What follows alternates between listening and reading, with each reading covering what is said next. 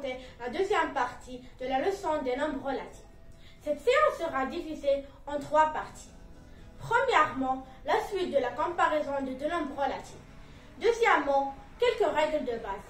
Troisièmement, l'addition et la soustraction de deux nombres relatifs. Restez avec nous. Deuxièmement, comparaison de deux nombres négatifs. Si deux nombres sont négatifs, alors le plus grand est celui qui est le plus proche de 0. Exemple, moins 3 est supérieur à moins 4. Moins 10 est inférieur à moins 6. Troisièmement, comparaison d'un nombre positif à un nombre négatif. Si deux nombres ont deux signes contraires, alors le plus grand est le nombre positif. Exemple, 3,4 est supérieur à moins 5. Moins 10 est inférieur à 20. Pour effectuer les opérations sur le nombre relatif, on doit connaître deux règles de base. Premièrement, quand on a deux nombres de même signe, on garde le même signe et on ajoute leur distance à 0. Deuxièmement, quand on a deux nombres de signes contraires, on garde le signe du nombre le plus distant à 0 et on fait leur différence. Les deux exemples suivants montrent l'addition de deux nombres relatifs de même signe. Moins 5 plus moins 3. Ici, on a les deux nombres sont négatifs. On garde le signe moins. On fait leur addition. 5 plus 3 est égal à 8. Donc le résultat est moins 8. Plus 5 plus 3. Ici, les deux nombres sont positifs. On fait le signe plus. On fait l'addition de ces deux nombres. 5 plus 3 est égal à 8. Donc le résultat de cette addition est égal à plus 8.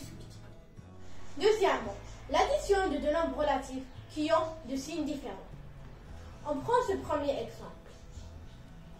Moins 4 plus 6. Ici, le nombre 6 est le plus distant à 0. On prend le signe plus. On fait leur différence.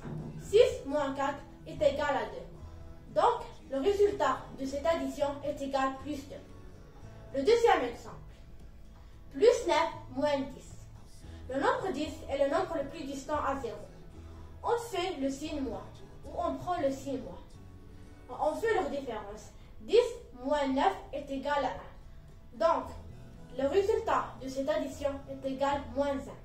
Troisièmement, la soustraction de deux nombres relatifs. Pour soustraire un nombre relatif, on ajoute son opposé, on applique les mêmes règles d'addition qu'on a vues précédemment. Exemple, moins 3 moins 5.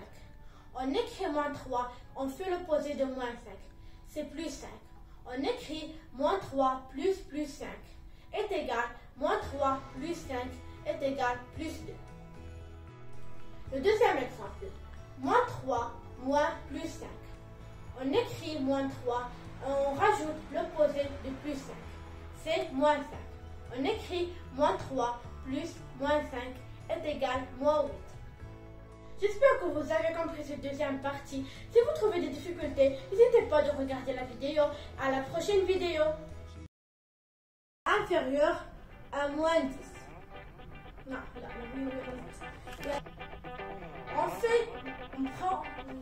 On doit se baser sur deux règles de base. Première, négative. Ces deux nombres sont